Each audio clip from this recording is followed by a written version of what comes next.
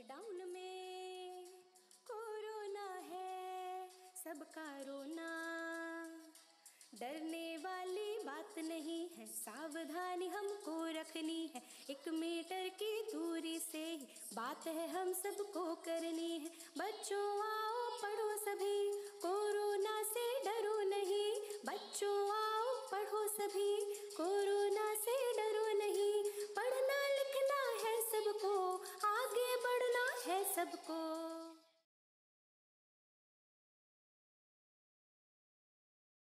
Hello बच्चों, स्वागत है आप सभी का भूगोल की क्लास में। मैं आकांक्षा सोनकर, भूगोल प्रवक्ता, राजकीय बालिका इंटर कॉलेज छोटी जुबली लखनऊ से। बच्चों, आज हम क्लास 12 की भूगोल पढ़ेंगे। बच्चों, पिछली क्लास में आपकी जो किताब है भारत, लोग और अर्थव्यवस्था, इसके खंड ख का प्रथम अध्याय भारत की जनसंख्या, वितरण, घनत्व, वृद्धि और संगठन, इसे हम शुरू कर चुके हैं और इसके 2 पार्ट्स अब तक हम लोगों ने पढ़ लिए हैं। आज हम इसका 3rd पार्ट यानी कि तीसरा भाग पढ़ेंगे। तो आइए क्विक रिवीजन करते हैं कि पिछली क्लास में हम लोगों ने किन किन टॉपिक्स के बारे में पढ़ा था। हमने जाना जनसंख्या की वृद्धि के बारे में बच्चों, और जो जनसंख्या वृद्धि के ट्रेंड्स थे, प्रवृत्तियां थी, उनके बारे में जाना। जनसंख्या के दोगुना होने के समय के बारे में जाना और भारत में जनसंख्या की 4 प्रावस्थाओं के बारे में हमने जाना। यहाँ पर जो याद रखने वाला पॉइंट है वो ये है कि भारत की औसत वार्षिक जनसंख्या वृद्धि दर 2011 की जनगणना के अनुसार कितनी है, जो कि 1.64% है। और अगली सबसे इम्पॉर्टेंट बात ये आपको याद रखनी थी कि जो 1911 से 1921 के बीच की अवधि है, इस अवधि में जनसंख्या में ऋणात्मक वृद्धि, नेगेटिव पॉपुलेशन ग्रोथ होती है। आई होप कि बच्चों मैं आपको जो भी काम दे रही हूँ आप उसे कर रहे हैं और आप अपना रिवीजन करते चल रहे हैं। आइए नेक्स्ट देखते हैं कि आज हमारे मुख्य चर्चा के बिंदु कौन से हैं। आज हम जनसंख्या वृद्धि में क्षेत्रीय भिन्नताओं को जानेंगे बच्चों। फिर हम बात करेंगे जनसंख्या संगठन के बारे में, जिसे हम पॉपुलेशन कॉम्पोजिशन कहते हैं, और फिर हम ग्रामीण नगरीय संगठन के बारे में चर्चा करेंगे। जनसंख्या वृद्धि में क्षेत्रीय भिन्नताएं। अब जैसे कि बच्चों आपने देखा कि जनसंख्या वितरण में भिन्नताएं हैं भारत में, जनसंख्या घनत्व में भिन्नताएं हैं, उसी प्रकार आप देखेंगे बच्चों की जनसंख्या वृद्धि में भी क्षेत्रीय भिन्नताएं हैं। बच्चों आपकी जानकारी के लिए मैंने आपको बताया था कि एट प्रेजेंट हमारे भारत में 28 राज्य हैं और 8 केंद्र शासित प्रदेश हैं।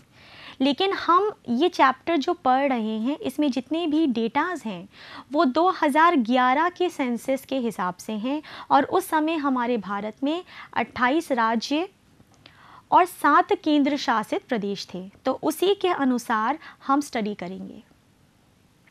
अभी बच्चों हम बात करने जा रहे हैं जनसंख्या वृद्धि में क्षेत्रीय भिन्नताओं की। तो हमारे भारत में जो जनसंख्या में वृद्धि हुई है इसमें भी आप देखेंगे कि राज्यों में और केंद्र शासित प्रदेशों में काफ़ी क्षेत्रीय भिन्नताएं देखने को मिलती हैं। सबसे पहले बच्चों हम बात करेंगे 1991 टू 2001 में दशकीय जनसंख्या वृद्धि में जो क्षेत्रीय भिन्नताएं थी उनको हम स्टडी करेंगे। दशक का मतलब होता है बच्चों 10 वर्ष, यानी इन 10 ईयर्स में जो भी जनसंख्या वृद्धि में क्षेत्रीय भिन्नताएं हैं उनको हम पढ़ने वाले हैं। तो इसको हम 3 कैटेगरी में रखते हैं। सबसे पहले है आपका निम्न जनसंख्या वृद्धि वाले क्षेत्र, फिर दूसरा है आपका मध्यम जनसंख्या वृद्धि वाले क्षेत्र, और तीसरे नंबर पे है आपका उच्च जनसंख्या वृद्धि वाले क्षेत्र। तो आइए सबसे पहले देखते हैं कि वो कौन से क्षेत्र हैं या वो कौन से राज्य और केंद्र शासित प्रदेश हैं जो निम्न जनसंख्या वृद्धि के अंतर्गत आते हैं।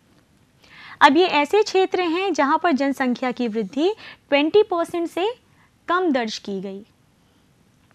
इसमें बच्चों आपका केरल आ जाता है, कर्नाटक आ जाता है, तमिलनाडु, आंध्र प्रदेश, उड़ीसा, पुदुचेरी जो कि एक केंद्र शासित प्रदेश है, और गोवा आ जाता है।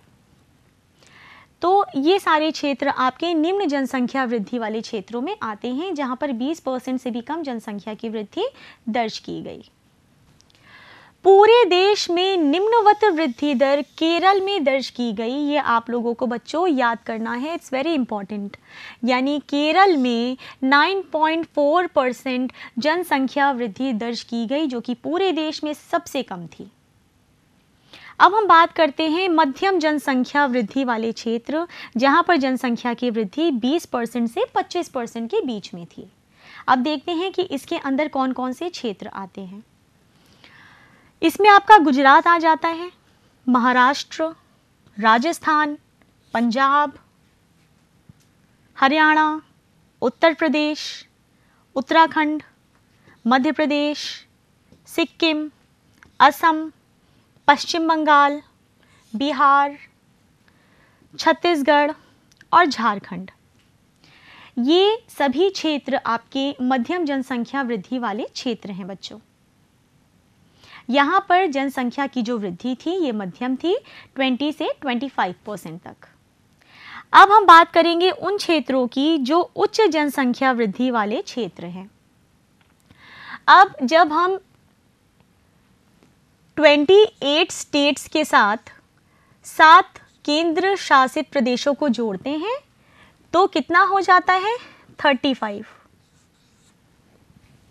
अब इन 35 में से बच्चों इतने जितने भी राज्य और केंद्र शासित प्रदेश हैं ये निम्न जनसंख्या वृद्धि और मध्यम जनसंख्या वृद्धि वाले क्षेत्रों में आ गए। अब जितने भी केंद्र शासित प्रदेश और राज्य बचे हैं वे सभी आपके उच्च जनसंख्या वृद्धि के अंतर्गत आ जाते हैं, जहां पर जनसंख्या की वृद्धि 25% से अधिक है। तो 14 राज्य व केंद्र शासित प्रदेश आपके उच्च जनसंख्या वृद्धि वाले क्षेत्रों के अंतर्गत आ जाते हैं, जहां पर जनसंख्या की वृद्धि 25% से भी अधिक दर्ज की गई 1991 से 2001 के बीच में। नेक्स्ट देखते हैं। अब हम बात करेंगे बच्चों वर्ष 2001 से 2011 के दौरान सभी राज्यों और केंद्र शासित प्रदेशों में पिछले दशक यानी 1991 से 2001 की तुलना में जनसंख्या वृद्धि दर धीमी रही है। यानी जो आपकी जनसंख्या वृद्धि दर है वो धीरे धीरे अब मंद गति से बढ़ रही है। 2001 से 2011 में दशकीय जनसंख्या वृद्धि दर पर आइए एक नज़र डालते हैं बच्चों। ये बहुत ही इम्पॉर्टेंट है और बहुत सारे क्वेश्चंस इस पे से बनते हैं। अब हम देखते हैं, इनको भी हमने 3 कैटेगरीज में बांट दिया है। एक है आपकी तीव्र जनसंख्या वृद्धि वाले क्षेत्र, दूसरी है आपकी मध्यम जनसंख्या वृद्धि वाले क्षेत्र और तीसरा है आपका कम जनसंख्या वृद्धि वाले क्षेत्र। तो सबसे पहले आइए देखते हैं तीव्र जनसंख्या वृद्धि वाले क्षेत्र कौन से हैं। यहाँ पर 30% से भी अधिक जनसंख्या में वृद्धि दर्ज की गई। अब इसके अंदर बच्चों आपके 2 केंद्र शासित प्रदेश आते हैं, कोई राज्य नहीं है, सिर्फ 2 केंद्र शासित प्रदेश हैं। एक है आपका दादर नगर हवेली, जैसा कि आप इस चित्र में देख सकते हैं, दादर नगर हवेली और दमन दीव। इन दोनों केंद्र शासित प्रदेशों में सबसे ज़्यादा जनसंख्या वृद्धि दर्ज की गई। अब हम बात करते हैं मध्यम जनसंख्या वृद्धि वाले क्षेत्रों की, जहां 20 से 30% के लगभग जनसंख्या में वृद्धि दर्ज की गई। अब इसके अंतर्गत आपका बिहार आ जाता है, जैसा कि आप इस मैप में देख सकते हैं। जम्मू कश्मीर आ जाता है बच्चों, पहले लद्दाख जम्मू कश्मीर का ही भाग था। आपका झारखंड आ जाता है, मध्य प्रदेश आ जाता है बच्चों,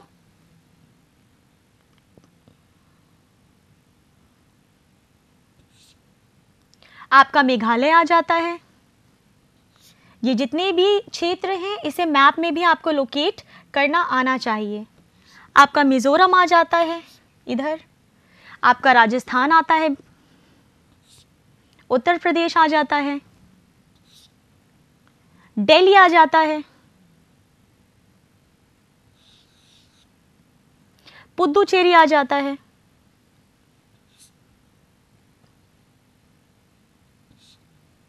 पुदुचेरी इधर है बच्चों, आपका अरुणाचल प्रदेश आ जाता है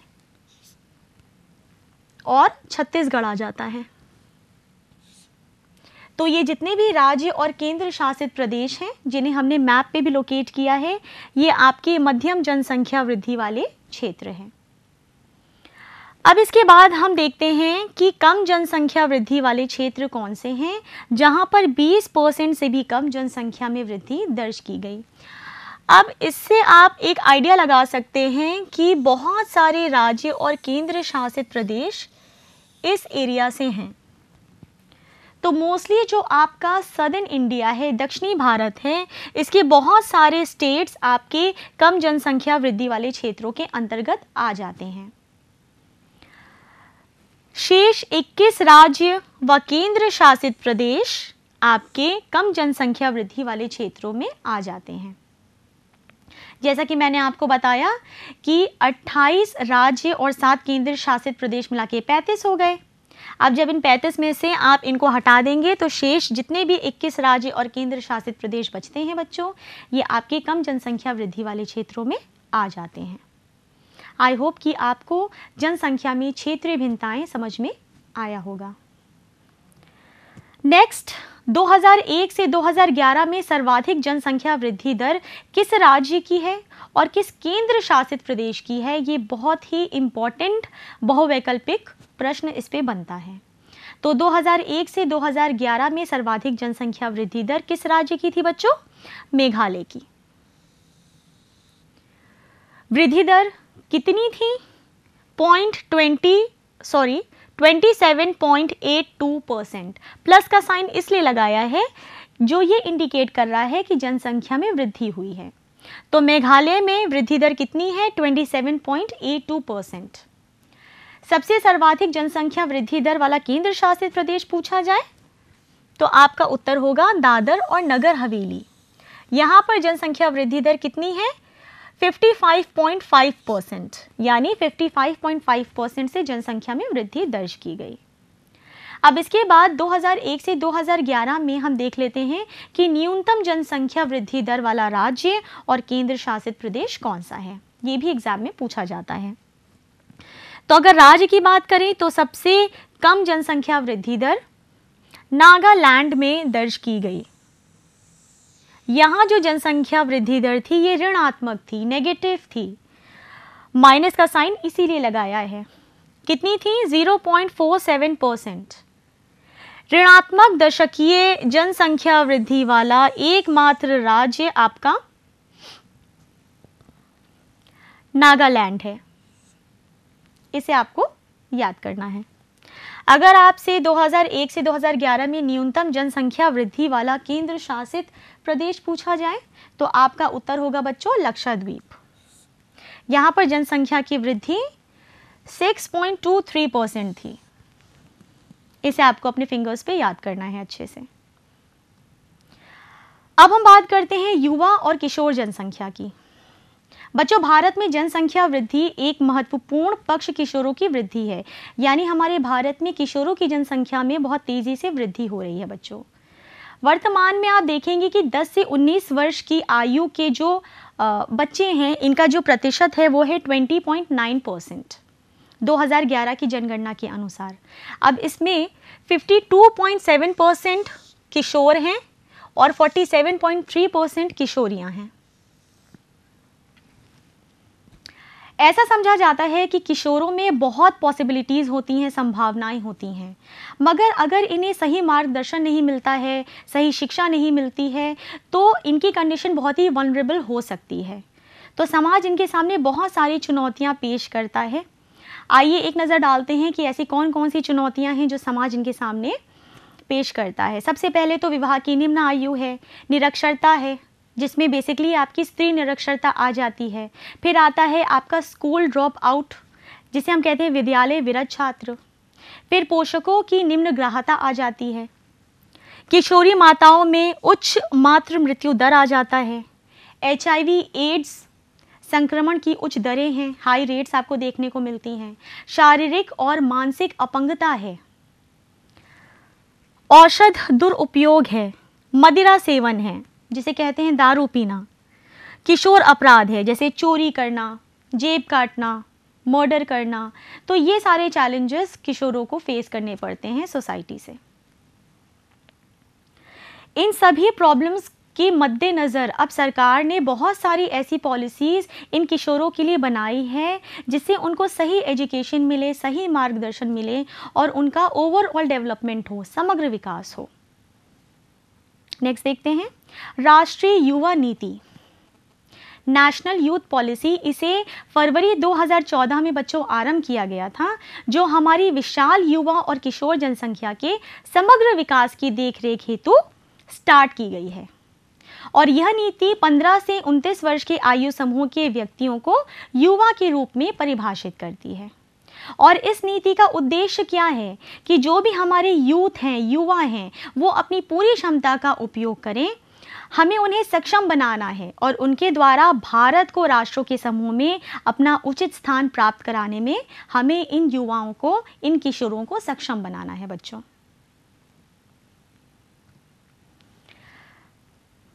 भारत सरकार ने बच्चों 2015 में कौशल विकास तथा उद्यमिता हेतु नीति बनाई है। ये आप लोगों को याद करना है। इसका मेन उद्देश्य क्या है कि देश भर में जो भी कौशल से संबंधित गतिविधियां हैं उनके लिए एक रूपरेखा तैयार करना है। इन गतिविधियों को एक मानक के साथ बांधना है तथा विभिन्न कौशलों को इनके भाग केंद्रों के साथ जोड़ना है। देश में दिक् और काल के संदर्भ में जनसंख्या की वृद्धि दर में व्यापक भिन्नता पाई जाती है। यह भिन्नता जनसंख्या वृद्धि से जुड़ी अनेक सामाजिक समस्याओं को उजागर करती है। जनसंख्या के वृद्धि प्रतिरूपों को समझने हेतु जनसंख्या के सामाजिक संगठन को समझना जरूरी है। तो अब बच्चों हम बात करने जा रहे हैं आपके जनसंख्या संगठन के बारे में। क्या होता है जनसंख्या संगठन? तो वे सभी चीज़ें जो मिलकर हमारी जनसंख्या की रचना करती हैं वो जनसंख्या संगठन कहलाती हैं। इसके अंतर्गत देखिए आपका आयु, लिंग आ जाता है बच्चों, निवास स्थान आ जाता है, मानव जातीय लक्षण आ जाता है, जनजातियाँ, भाषा, धर्म, वैवाहिक स्थिति, लिटरेसी, शिक्षा, व्यवसाय आदि आपकी जनसंख्या संगठन की बहुत ही इम्पोर्टेंट कंपोनेंट्स हैं। इस खंड में हम ग्रामीण नगरीय विशेषताओं, भाषा, धर्म और व्यवसाय के प्रतिरूपों के संदर्भ में भारत की जनसंख्या में संगठन की विवेचना करेंगे। तो आइए बच्चों देखते हैं ग्रामीण नगरीय संगठन। अपने अपने निवास स्थानों के अनुसार जनसंख्या का संगठन सामाजिक और आर्थिक विशेषताओं का महत्वपूर्ण सूचक होता है बच्चों। जैसा कि लिखा है, जब देश की कुल जनसंख्या का 68.8% भाग 2011 की जनगणना के अनुसार गांव में रहता है, तब ये बात और भी सार्थक हो जाती है। हमारे भारत में आधी से ज़्यादा जो पॉपुलेशन है वो गांव में रहती है और कृषि पर निर्भर करती है। ये आप लोगों को पता होगा बच्चों। 2011 की जनगणना के अनुसार भारत में बच्चों बहुत सारे गांव हैं। इनमें आपके 93.2% गांव बसे हुए हैं। फिर भी देश में ग्रामीण जनसंख्या का वितरण समान नहीं है। आप देखेंगे कि हमारे भारत में जो गांव का वितरण है वो बहुत ही असमान है। अब आप यहाँ देखेंगे कि जो आपका बिहार राज्य और सिक्किम है, यहाँ पर ग्रामीण जनसंख्या का प्रतिशत बहुत ज़्यादा है। गांव में बहुत सारे लोग निवास करते हैं।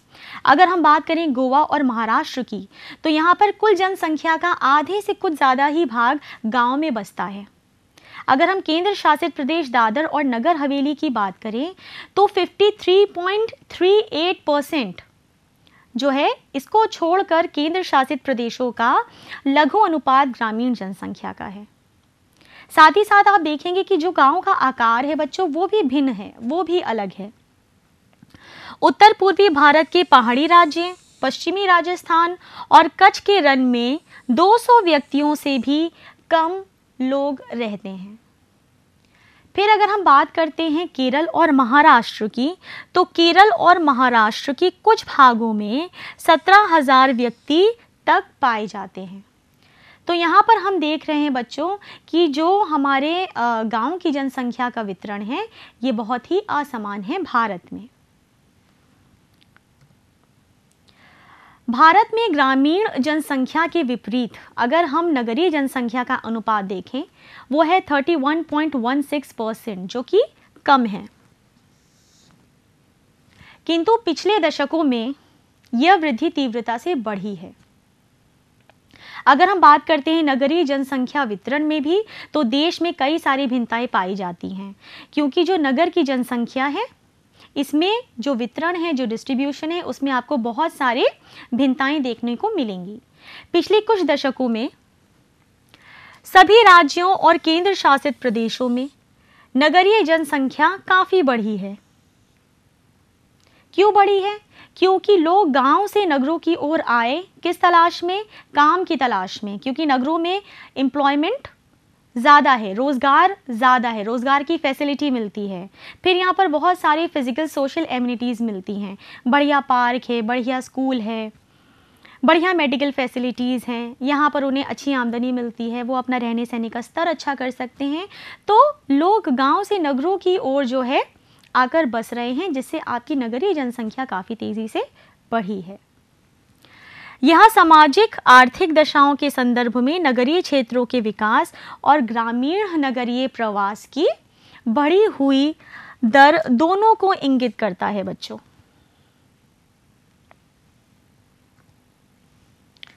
उत्तरी भारत के मैदानों में जो मुख्य सड़कों के मिलान बिंदु हैं और रेल मार्गों से सटे हुए नगरीय क्षेत्र हैं, फॉर एग्जाम्पल जैसे कि आपका कोलकाता हो गया, मुंबई है, बेंगलुरु है, मैसूर है, मदुराई कोयम्बटूर, फिर अहमदाबाद है, सूरत है, आपका दिल्ली आ जाता है, इसमें कानपुर आ जाता है, आपका लुधियाना जालंधर आ जाता है। यहाँ पर आप देखेंगे कि ग्रामीण नगरीय प्रवास सुस्पष्ट है, यानी लोग गांव से नगरों की ओर प्रवास कर रहे हैं। जैसा कि मैंने आपको बताया कि नगरों में ज़्यादा अच्छी फैसिलिटीज़ इन लोगों को मिलती हैं, बढ़िया काम मिलता है इनके पास, ये अपने स्टैंडर्ड ऑफ लिविंग को इम्प्रूव करते हैं, इसलिए ये लोग गांव से नगर की ओर प्रवास करते हैं। कृषि की दृष्टि से प्रगतिरुद्ध मध्य और निम्न गंगा के मैदानों, तेलंगाना, असिंचित पश्चिमी राजस्थान, उत्तर पूर्व की दूर दराज की पहाड़ी और जनजातीय क्षेत्रों, प्रायद्वीपीय भारत के बाढ़ संभावित क्षेत्रों और मध्य प्रदेश के पूर्वी भाग में नगरीकरण का स्तर निम्न रहा है। अब ये ऐसे क्षेत्र हैं बच्चों जहाँ पर नगरीकरण का स्तर निम्न रहा है। नगरीकरण का मतलब होता है जब जनसंख्या या लोग बाहरी क्षेत्रों से आकर उस नगर में बस जाते हैं और उस नगर के आकार को बड़ा कर देते हैं। तो जैसे कि यहाँ पर लिखा है कि कृषि की दृष्टि से प्रगतिरुद्ध हैं ये क्षेत्र, इसलिए आप यहाँ पर क्या देखेंगे कि नगरीकरण का स्तर निम्न रहता है, यानी कि यहाँ पर जो जनसंख्या है इन नगरों में ये ज़्यादा बढ़ नहीं पाई है। इसी के साथ बच्चों हम आज यहीं पर विराम लगाएंगे। एक हम लोग पुनरावलोकन कर लेते हैं कि आज हम लोगों ने किन किन टॉपिक्स पे चर्चा करी है। सबसे पहले हमने बात करी जनसंख्या वृद्धि में क्षेत्रीय भिन्नताओं के बारे में, जो कि बहुत इंपॉर्टेंट है बच्चों, आप लोगों को बहुत अच्छे से इसे याद करना है। फिर हम लोगों ने जनसंख्या संगठन, पॉपुलेशन कॉम्पोजिशन के बारे में बात करी, जिसमें मैंने आपको बताया कि इससे आप क्या समझते हैं। फिर हमने इसी के अंतर्गत ग्रामीण नगरीय संगठन देखा, जिसमें हमने देखा कि जो हमारी गांव की जनसंख्या है ये ज़्यादा है और इसके कंपैरिजन में जो नगर की जनसंख्या है वो कम है, लेकिन नगरीय जनसंख्या में अभी पिछले कुछ दशकों में वृद्धि दर्ज की गई है।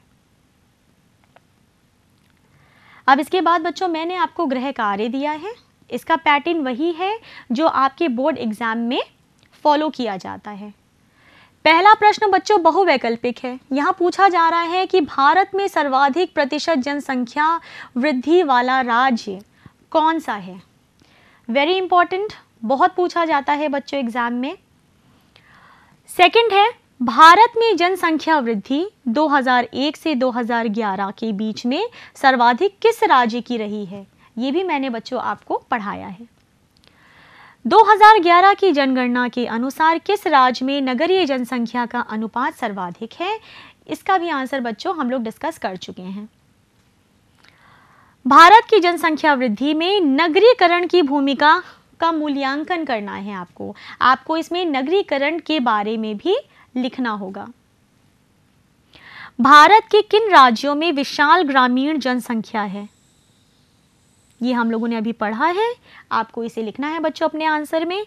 इतनी विशाल ग्रामीण जनसंख्या हेतु उत्तरदायी कारणों को आपको साथ ही साथ में लिखना है बच्चों। ये दीर्घ प्रश्न उत्तर है, इसे आपको 150 शब्दों में लिखना होगा। रिवाइज करते चलिए बच्चों और अपना होमवर्क प्लीज टाइमली कीजिए। यदि आप इस वीडियो को किसी कारणवश नहीं देख पाए हैं तो आप इसे पुनः उत्तर प्रदेश माध्यमिक शिक्षा विभाग की वेबसाइट पे देख सकते हैं।